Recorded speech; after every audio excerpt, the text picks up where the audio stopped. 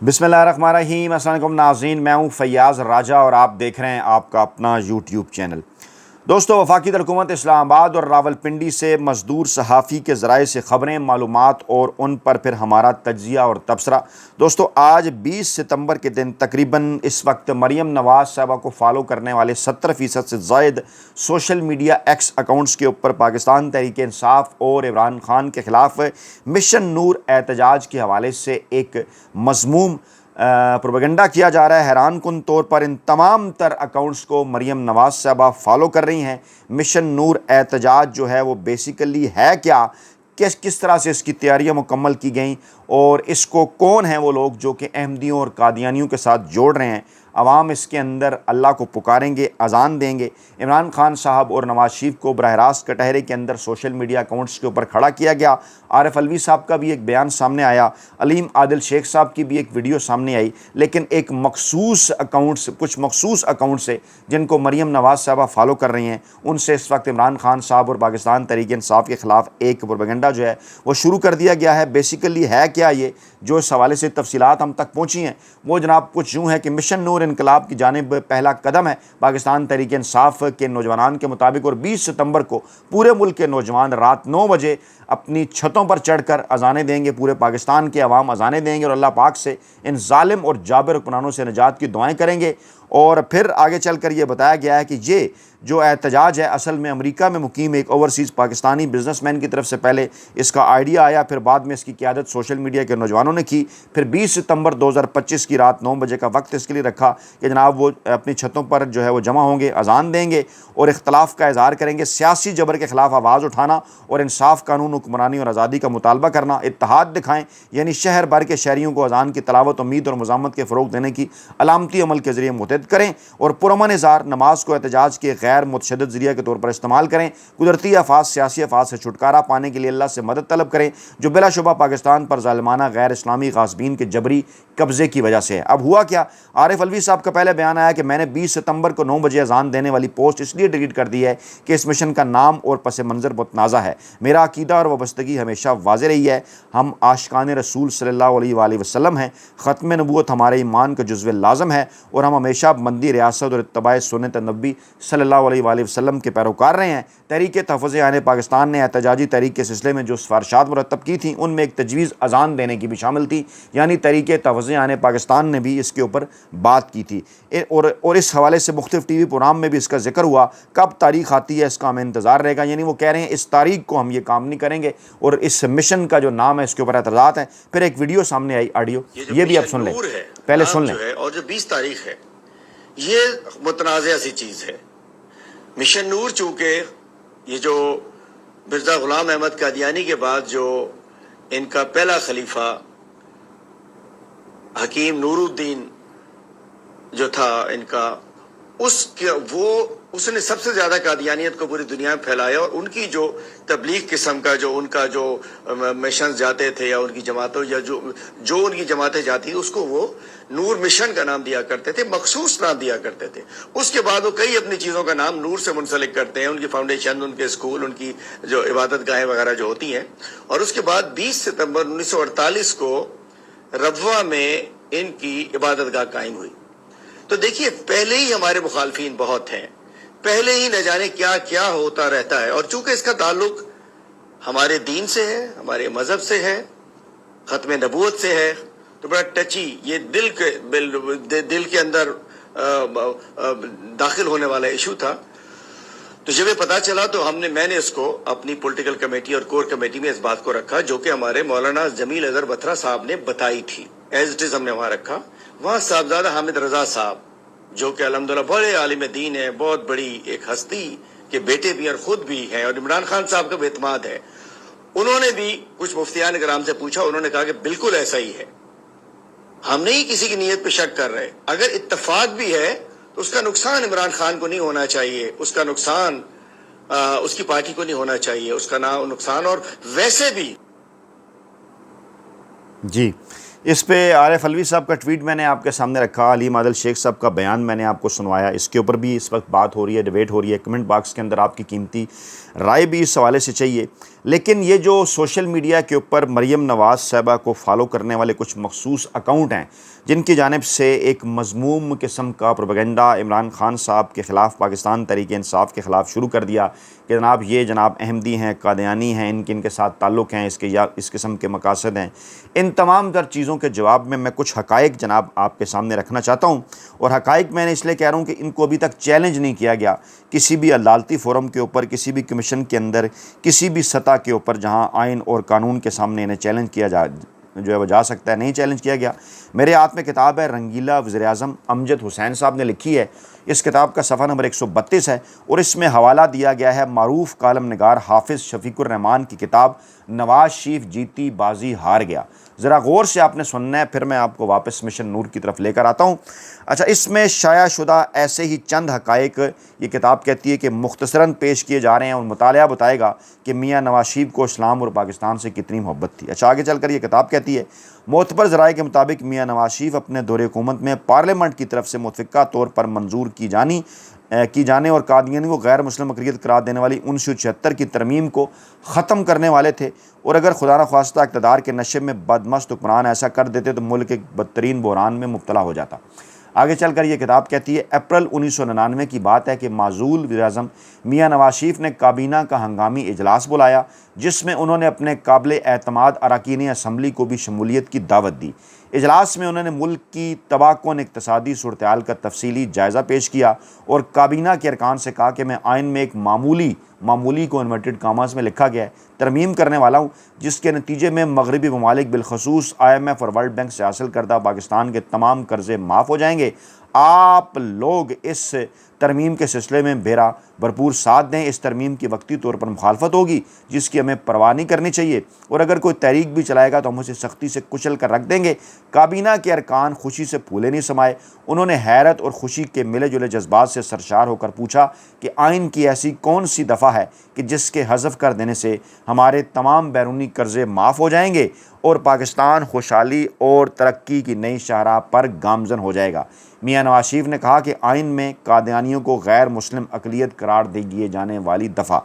اس پر اجلاس میں سناٹا چھا گیا۔ چند لمحوں کی خاموشی کے بعد راجہ ظفر اللہ ہمت کر کے کھڑے ہوئے اور میاں نواز شریف کو مخاطب کر کے کہا، میاں صاحب یاد رکھیے ہم نے ہمیشہ آپ کا جائز و ناجائز ساتھ دیا، آپ کے ہر حکم کی تعمیل کی، مگر ختم نبوت کا مسئلہ ہمارے ایمان کا حصہ ہے۔ قادیانی ختم نبوت کے منکر ہیں، وہ حضور نبی کریم صلی اللہ علیہ وآلہ وسلم کے مقابلے میں مرزا قادیانی کو پیش کرتے ہیں، نعوذ باللہ۔ قادیانی مذہب سامراج کا خود کاشتہ پودا ہے جس کا مقصد اسلام کو نقصان پہنچانا ہے۔ خود علامہ اقبال نے کہا تھا کہ قادیانی اسلام اور وطن دونوں کے غدار ہیں۔ قادیانیوں نے حضرت قادیانی کا جنازہ بھی محض اس لیے نہیں پڑھا تھا کہ وہ مرزا قادیانی کو نبی نہیں مانتے تھے۔ مسلمانوں نے اپنی بے پناہ قربانیوں کے نتیجے میں انہیں کیفر کردار تک پہنچایا۔ 7 ستمبر 1974 کو ملک کی منتخب پارلیمنٹ نے متفقہ طور پر قادیانیوں کو ان کے کفریہ عقائد کی بنیاد پر آئین میں ایک ترمیم کے ذریعے غیر مسلم اقلیت قرار دیا۔ اب اگر آپ یہ ترمیم واپس لے کر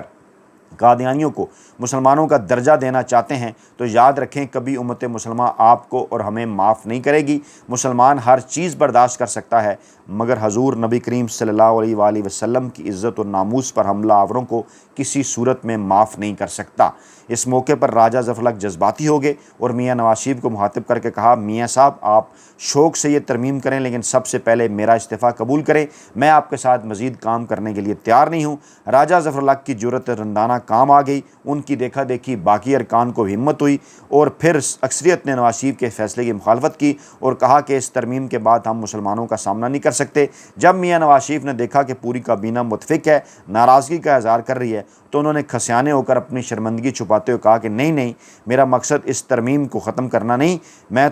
نے تو آپ کے سامنے ایک تجویز رکھی تھی، اگر آپ کو یہ تجویز منظور نہیں تو میں بھی آپ کے ساتھ ہوں۔ اس کے ساتھ ہی اجلاس برخاست ہو گیا، لیکن پھر چمگوئیاں ہونے لگیں نواز شریف صاحب کے حوالے سے۔ اچھا، اب یہ بات یہ کتاب کر رہی ہے رنگیلا وزیر اعظم امجد حسین، اسے کسی فورم پر ابھی تک چیلنج نہیں کیا گیا، نہ اس کتاب پر پاکستان میں کسی قسم کی کوئی پابندی ہے۔ میرے پاس اس کی 2 کاپیاں موجود ہیں، مارکیٹ کے اندر بھی، اتوار بازاروں میں مختلف جگہ پر بھی یہ کتاب بکتی ہے، اور اس کتاب کو یقیناً سیاستدانوں کی لائبریریوں تک بھی رسائی حاصل ہے۔ کسی جگہ اسے چیلنج نہ میاں صاحب نے کیا نہ کسی اور نے کیا۔ اس میں ذکر ہے نواز شریف جیتی بازی ہار گیا، معروف کالم نگار حافظ شفیق الرحمان کی کتاب کا حوالہ دیا گیا ہے، اور اس حوالے کے مطابق میاں صاحب نے یہ سب کچھ کیا۔ اب یہ ہے، میں نہیں کہہ رہا یہ میاں صاحب کی پرسنالٹی، میاں صاحب کے جو ہے وہ ان کا موقف احمدی اور قادیانیوں کے حوالے سے، اور دوسری جانب آپ عمران خان صاحب جو ہیں وہ بڑے بڑے انٹرنیشنل عالمی فورمز، اسلامی فورم ہوں، عالمی فورم ہوں، وہاں پر عمران خان صاحب نے ختم نبوت کے حوالے سے، نبی پاک صلی اللہ علیہ وآلہ وسلم کی حرمت کے حوالے سے، اور اسی طرح سے جناب ان کی ناموس کے حوالے سے، ناموس رسالت کے حوالے سے، کس طرح عمران خان صاحب نے یہ پورے کا پورا کیس پوری دنیا کے اندر پریزنٹ کیا، چاہے وہ اقوام متحدہ ہو، چاہے جناب وہ جو ہے وہ ان کارٹونز والا معاملہ ہو، چاہے دیگر معاملات ہو۔ آپ کو یاد ہوگا کہ کس طرح سے عمران خان صاحب پوری دنیا کے فورمز کے اوپر یہ معاملات لے کر گئے، آج بھی وہ ویڈیوز موجود ہیں، پڑی ہوئی ہیں، اور لوگ اس معاملے میں، پاکستانی اس معاملے میں، پوری دنیا کے مسلمان اس معاملے میں کتنا عمران خان صاحب سے پیار کرتے ہیں اور ان سے محبت جو ہے وہ اس کا ذکر کرتے ہیں کہ کس طرح عمران خان صاحب نے نبی و آخر الزماں حضرت محمد صلی اللہ علیہ وآلہ وسلم کے حوالے سے پوری دنیا کے اندر جو مسلمانوں کا ایک موقف ہے وہ کس طرح سے اس کو اجاگر کیا، اور جو عمران خان صاحب کے حوالے سے جو کہا جاتا ہے، ان کے جو قریبی لوگ ہیں، جب عمران خان صاحب مدینہ کی ریاست کا بھی ذکر کرتے ہیں، جب عمران خان صاحب جو ہیں وہ عشق رسالت کا بھی ذکر کرتے ہیں، تو عمران خان صاحب کے اس وقت جو ہیں وہ جذبات کیا ہوتے ہیں وہ آپ کے بھی سامنے ہیں، پوری دنیا کے سامنے ہیں۔ میں آپ کے سامنے صرف یہ رکھنا چاہتا ہوں کہ مریم نواز صاحبہ کے کچھ ایسے اکاؤنٹس مسلم لیگ نون کے جن کو مریم نواز صاحبہ فالو کر رہی ہیں، ان کی جانب سے عمران خان صاحب اور پاکستان تحریک انصاف کے خلاف اس مذموم پروپیگنڈا کرنے سے پہلے اس قسم کی کتابوں کو پڑھ لینا چاہیے، اور نواز شریف صاحب کے حوالے سے جو کچھ چھپا ہے اس کو دیکھ لینا چاہیے، نواز شریف صاحب اور عمران خان صاحب کا کمپیرزن کر لینا چاہیے۔ ہم کسی کے اوپر ہم سوال نہیں اٹھا رہے، لیکن ہم یہ بتا رہے ہیں کہ یہ تمام تر چیزیں موجود ہیں، ماضی کے اندر پاکستانی حکمرانوں کے حوالے سے بھی کتابوں کے اندر بھی آئیں، اخبارات کے اندر بھی ڈسکس ہوتی رہیں، مختلف مواقع کے اوپر آپ کو یاد ہوگا پہلے بھی نواز شریف صاحب کے حوالے سے بھی الزامات لگے، عمران خان صاحب کے حوالے سے بھی الزامات لگے، دونوں نے کیا موقف اختیار کیا وہ بھی آپ کے سامنے ہیں۔ لیکن صرف اور صرف عمران خان صاحب کے بغض میں نون لیگ کا social media cell, Maryam Nawaz صاحبہ کو فالو کرنے والے کچھ مخصوص میڈیا اکاؤنٹس جنہوں نے ایک یہ کمپین چلائی، اس کے بعد پھر پاکستان تحریک انصاف بھی بیک فٹ کے اوپر چلی گئی۔ عارف علوی صاحب کا آپ نے بیان سنا، علیم عادل شیخ صاحب کا آپ نے بیان سنا، اور ٹھیک ہے، بالکل درست کہ اگر ماضی میں اس قسم کا کوئی شائبہ بھی اگر آپ کو نظر آتا ہے، بے شک یہ اتفاق بھی ہے، تو ڈیفینیٹلی اس بات کے اوپر پاکستان تحریک انصاف کی قیادت کو، عام عوام کو غور کرنا چاہیے۔ لیکن معاملہ کیا ہے، معاملات اس وقت ہے کیا پاکستان کے اندر، اور بیسیکلی اس آئیڈیا کا مقصد کیا تھا، اور عارف علوی صاحب نے بھی کہا کہ آگے چل کر جناب جب تحریک تحفظ آئین پاکستان اس حوالے سے اعلان کرے گی تو ہم آپ کے سامنے دوبارہ آئیں گے، کچھ چیزیں آپ کے سامنے رکھیں گے۔ پھر پاکستان تحریک انصاف کو یہ بھی دیکھنا چاہیے کہ کیا اس کی صفوں کے اندر کچھ ایسے لوگ ہیں کہ جو پہلے اس قسم کے کچھ اعلانات ہوتے ہیں، پھر کچھ مخصوص تاریخیں نکالتے ہیں، پھر کچھ مخصوص تاریخی حوالے نکالتے ہیں، کون لوگ ہیں